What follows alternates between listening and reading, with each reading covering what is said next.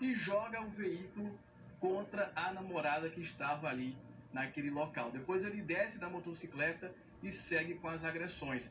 Pessoas que estavam ali interviram, retiraram a moça do local, né?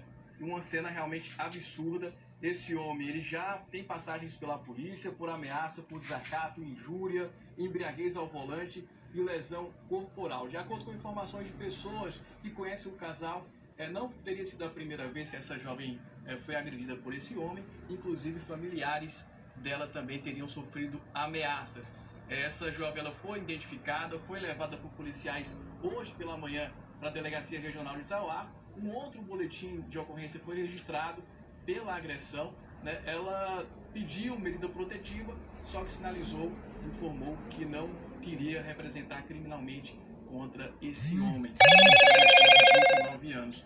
A Delegacia Regional